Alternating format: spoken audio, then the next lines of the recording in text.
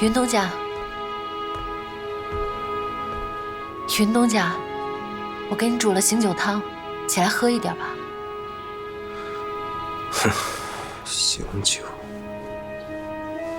醒酒得喝回魂酒，给我去拿。你若有什么烦心事，可否与我说一说？这样借酒消愁，也不是个办法。我今日顺风顺水，何愁之有？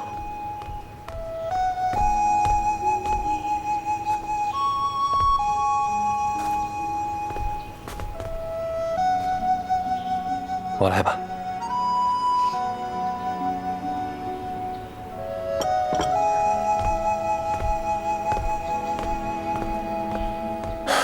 这么快就回来了？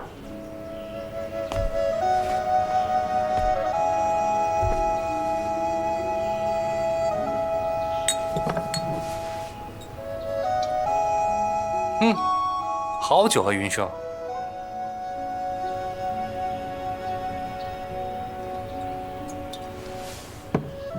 可惜啊，这良辰美景没有红袖添香，甚是遗憾。我说，天狐已经被金兄叫走，去了积善堂。你天天在这儿缠着我们家孟兰，这连生坊还营不营业？我告诉你啊，我也是东家。你好好开你的店，别管我。云兄在这儿鸠占鹊巢，不怕舒姑娘回来找你算账？还是说，她不会再回来了？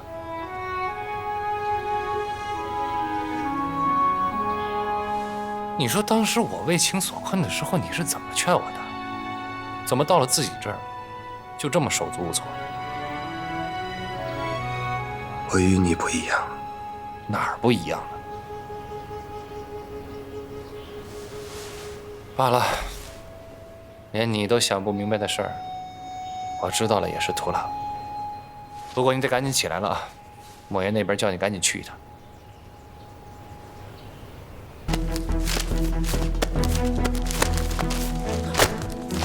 我不问就不说是吧？竟然敢瞒了我这么久！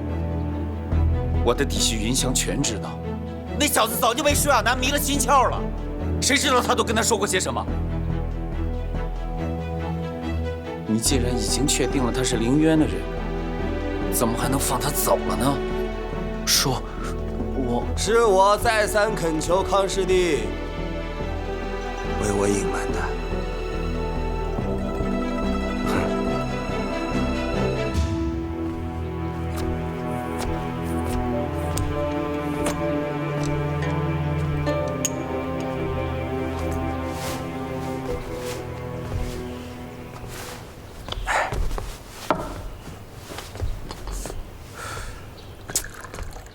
你这来了竟知道喝我的酒，你倒是说句话呀！你到底跟他交了多少底？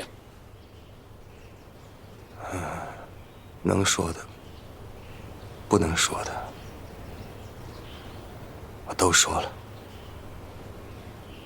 看你这德行，你这是舍不得他走呗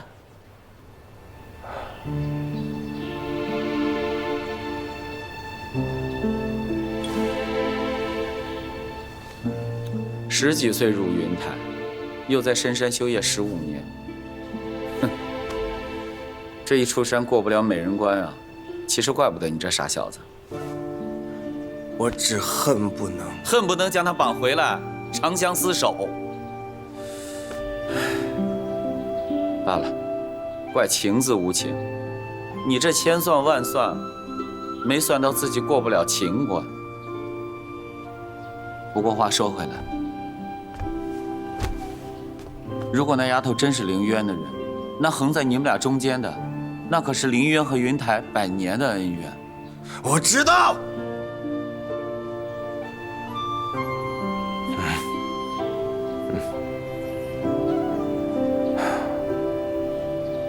我不恨他是凌渊的人，就算他骗了我，又有何妨？哪怕他最后一刀杀了我，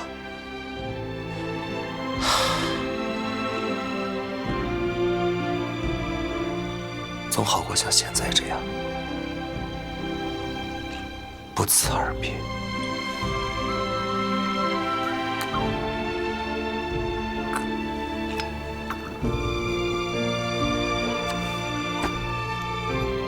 你这话说与我听也就罢了，以后还是把它放在心里吧。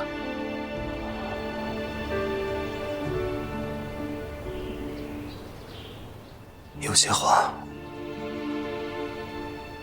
只敢在末夜这说。说来好笑，要不是你天性未泯，我也不会跟你走得这般亲近。